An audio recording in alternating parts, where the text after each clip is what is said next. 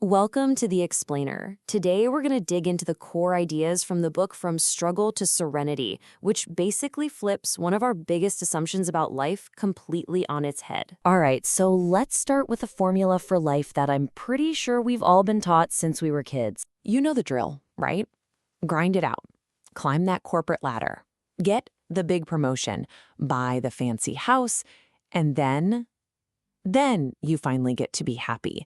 Happiness is treated like this reward, this trophy at the finish line of a super long, difficult race. And here's where the book really makes you think. What if we've got it all wrong?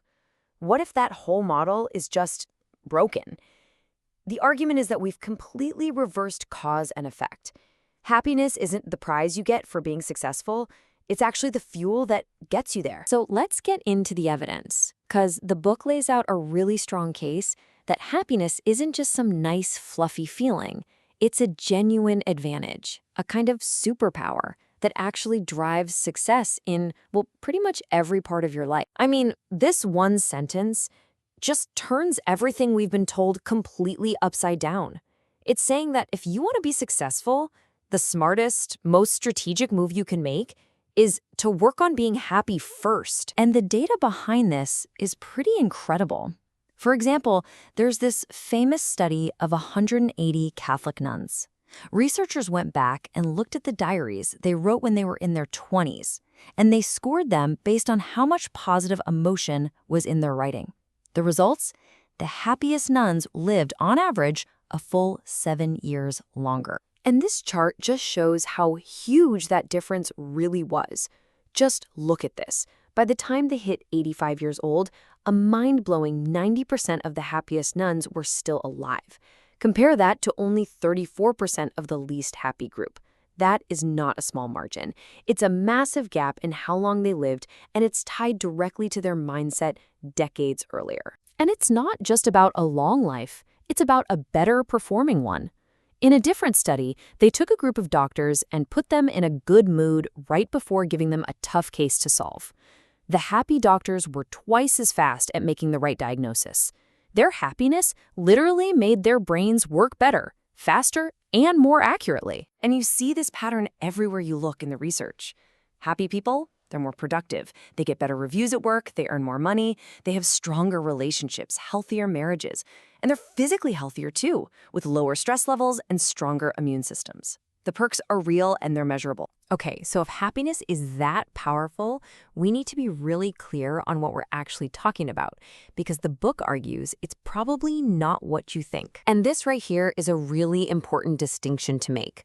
Pleasure, that's the short-term high you get from outside stuff. A delicious meal, buying something new, getting a compliment. It feels good, but it's fleeting. It comes and goes. Real happiness, though, is something different. It's an internal state, a kind of inner contentment that you grow yourself, one that can stick around even when things on the outside aren't going so great. You know, scientists have a name for this. Subjective well-being. But really, all that means is it's a measure of how you feel about your life. It's about your overall life satisfaction and the general emotional climate inside your own head. It's your internal reality, not just your external report card. And what this really means is, while we can't always control what the world throws at us, we can control how we respond. Lasting happiness isn't something you have to go out and find. It's a resource that's already inside you, waiting to be tapped into. So this all sounds pretty good in theory, but how do you actually do it? How do you make it happen? Let's talk about a few simple, concrete habits that can help you build up that happiness from the inside out. The book gives a bunch of tips, but these 4 are a fantastic place to start. And notice something? They're all choices. You choose to change your perspective. You choose to do something kind for someone else. You choose not to let other people's drama get to you. You even choose to smile. These are all things that are 100% in your control every single day. Which brings us to what might be the single most powerful takeaway from this whole thing. It all really comes down to one simple but totally profound idea. And that's the bottom line. Happiness isn't some accident. It's not a lottery prize that you might win if you're lucky. It's a conscious decision. It's a practice. It's a skill that you can actually get better at over time. So, to wrap this all up, the book leaves us with this challenge. If it's true, if happiness really is a choice that then fuels your success and your well-being, what's the one small decision you're going to make right now, today, to actively choose it?